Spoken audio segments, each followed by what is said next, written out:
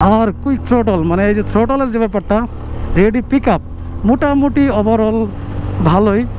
মিটারে সব কিছুই দেখা যাচ্ছে, মোটামুটি এদিকে আমার ভালো লাগছে।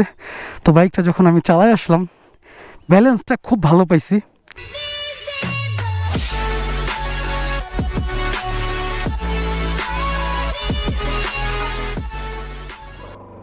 তো আজকে আপনাদের মাঝে আনকমন একটা বাইক নিয়ে আসলাম, ওল্ড মডেল অ্যান্ড ওল্ড গাড়ি, ডিসকভার 110 সিসির একটা বাইক। তো এইখানে একটু আমি এইটার বিষয়ে কথা বলবো। আর এই ব্রিজটা খুব সুন্দর একটা জায়গা।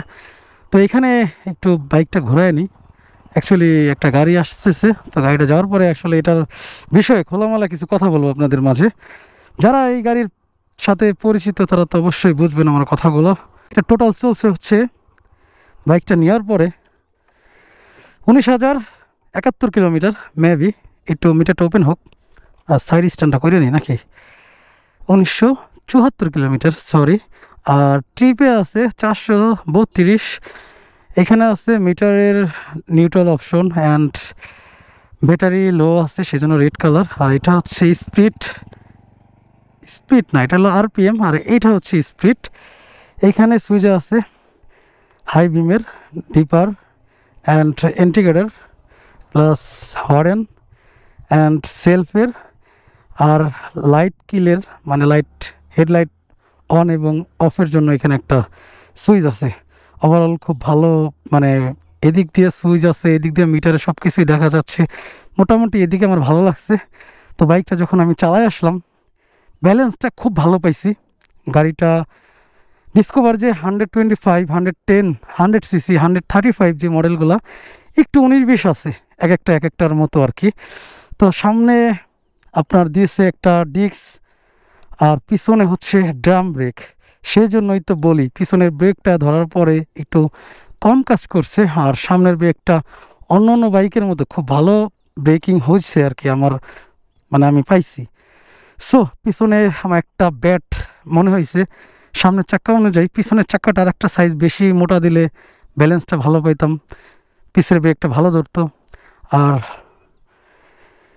এটা হচ্ছে 4 স্টক সিঙ্গেল সিলিন্ডারের একটা ইঞ্জিনে যথেষ্ট পরিমাণ পাওয়ার আছে। আর বিশেষ কথা হচ্ছে এটার মোস্ট ইম্পর্টেন্ট হচ্ছে এইটার মাইলেজ 50+।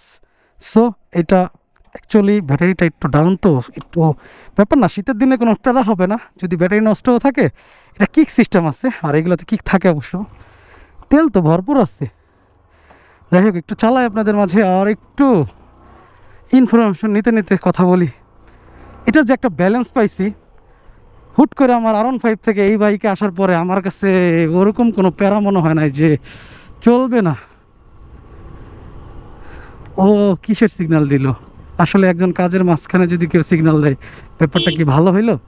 আচ্ছা যাই হোক, তো একটা অন্য গাড়ি থেকে এই গাড়িতে আসার পরে যে আমার কাছে আনইজি লাগতেছে তা না, কমফোর্ট খুবই ভালো।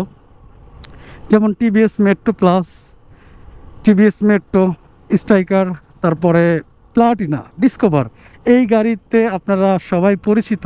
এই গাড়িগুলো আসলেই ভালো, ওভারঅল খুব ভালো সার্ভিস। পার্টসের দাম কম, বাইকের দাম কম, অথচ পার লিটারে 50+। যদিও এজের উপরে ডিপেন্ড করে, আমাদের জেনারেশনের কাছে হয়তো 50-র কমও যাইতে পারে, কিন্তু যারা 40+ এজ তারা ইচ্ছা করলে 50 থেকে 60ও নিতে পারে ডিসকভারে। আর বর্তমান যে মাইলেজের ব্যাপারটা বা লিটারের ব্যাপারটা, এটা আসলে ভালো যাওয়াটাই বেস্ট মনে করি।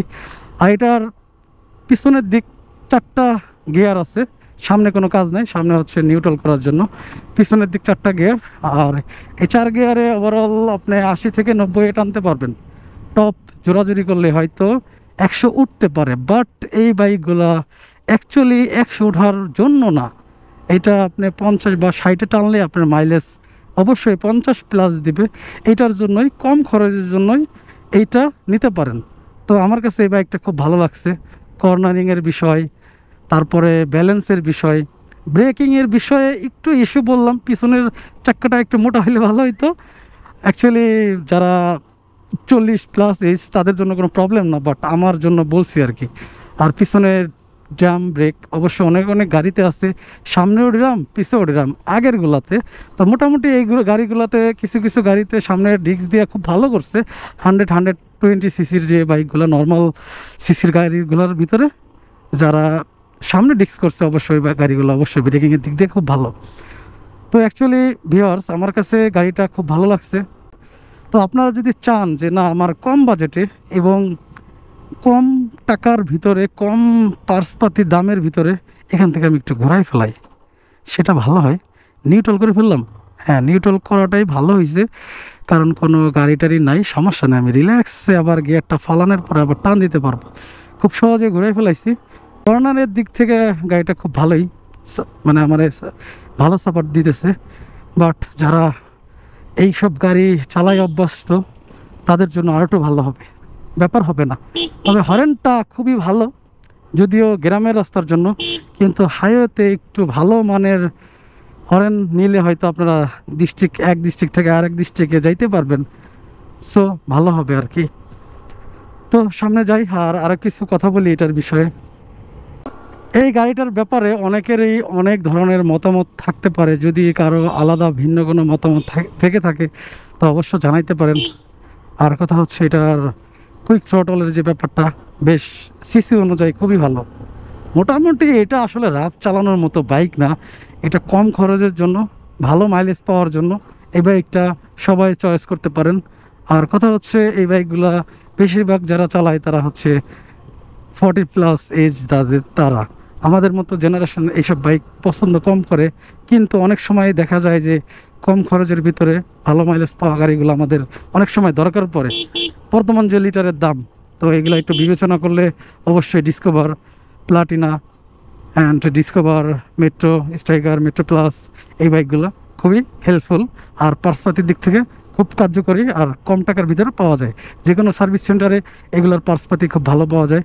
তো যদি ভিডিওটা ভালো লাগে অবশ্যই লাইক করে দিবেন, অন্তত অ্যাটলিস্ট এই লোকেশনটার জন্য। সো যার বাইক তাকে তো অবশ্যই তার কথা মতো বাইকটা পৌঁছাই দিতে হবে, কারণ যেহেতু বাইকটা আমার না, কারণ এটা আমি চাইলে রাফ চালাইতে পারি, বাট দরকার কি আসলে আমার নিজের হয়তো আমি যেভাবে খুশি সেভাবে রাইডিং করে স্কিড করে চাক্কারে স্লিপ করা ব্যাকাতারা করে চালাইতে পারতাম, বাট ওইভাবে আমার কোনো দরকার নেই। সো আমার যত কাজ অ্যাকচুয়ালি আমার এটার উপরে উঠে আমার একটা শান্তি লাগতেছে মনে, বিশ্বাস করেন। মানে এটার যে একটা সেফটি রাইড করতেছি, বা এটার যে একটা কমফোর্ট, যে ব্রেক কইরা তারপরে থামানোর পরে গিয়ার শিফট কইরা বা গিয়ার আপ কইরা সব দিক দিয়ে কে জন্য ভাইয়া এদিকে আসেন, আমাকে ডাক দিস কি ভাই, কিছু বলবেন? আচ্ছা আসেন ভাইয়া, আসেন এদিকে আসেন বড় ভাই, আমরা তো ভাই বেরাদার, ভাই ভাই সমস্যা কি বলেন? কি যেন ভিডিও করার সময় ওই ভাই আমাকে ডাক দিচ্ছিল কি যেন বলবে। সো এখানে আসলে রোডটা ফাঁকা, তো এই জন্য বাইক রাইড শিখাইতেছে।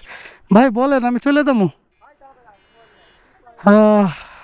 ভাইয়া মনে হয় হয়তো চ্যানেলের নাম জিজ্ঞেস করবে, এমন কিছু হইতে পারে। আমার ফেসবুক পেজ নাই ভাই, ইউটিউব চ্যানেল।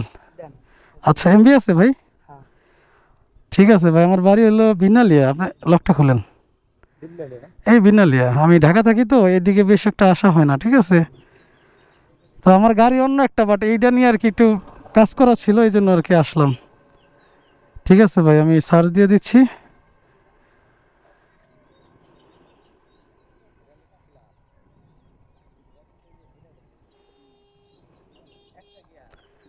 এই যেটা আমার চ্যানেল, ঠিক আছে ভাই, আল্লাহ হাফেজ।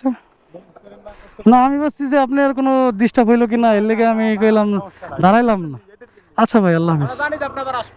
আচ্ছা আচ্ছা, ওকে ভাই, ধন্যবাদ। হয়তো আমার একটা সাবস্ক্রাইবার বললো এই জাস্ট, আলহামদুলিল্লাহ। সবাই আমাকে সাপোর্ট করবেন, সবাই আমাকে ভালোবাসা দিবেন, ইনশাল্লাহ ব্যাক পাবেন। তো কেউ হয়তো কল দিছে, যাক পরে রিসিভ করবো নাকি। ওরে ঢাল ভাই রে ভাই, আসলে ব্রেকিংটা আমার কাছে মুগ্ধ করার মতো। আর কুইক থ্রোটল, মানে এই যে থ্রোটলের যে ব্যাপারটা, রেডি পিক আপ মোটামুটি ওভারঅল ভালোই। তো একটা টান দিলাম, টপ কত ওঠে, 60-70 পর্যন্ত টানলাম, বাট আর দরকার নাই। সামনের ব্রেকটা এত ভালো ধরে, কিন্তু পিছনেরটা ওই আন্তাজে কিছুই না। আর নিজের বাইকগুলা নিজের কাছে সেফটিভাবে রাখবেন, কারো কাছে দিবেন না। অ্যাকচুয়ালি যারা বাইক কম চালাইতে জানে তাদের কাছে দিলে আসলে বাইকের মর্মটা বুঝবে না, শুধু ভিডিওতে দেখবে যে এইভাবে ভুং ভাং করে বাইক চালায়, ও উঠা ওইভাবেই চালাবে। তো যদি বোঝাই দিতে পারেন তাহলে বিষয়টা অন্যরকম। তো ভিডিওটা থেকে বিদায় নিতে হবে। যদি ভিডিওটা থেকে কিছু শিখে থাকেন তো অবশ্যই একটা লাইক করে দিন। অ্যাকচুয়ালি এই বাইকটার নতুন করে আর কিছু বলবো না। সো এই বাইকগুলা কেমন আপনারা অবশ্যই কমেন্টে জানাবেন।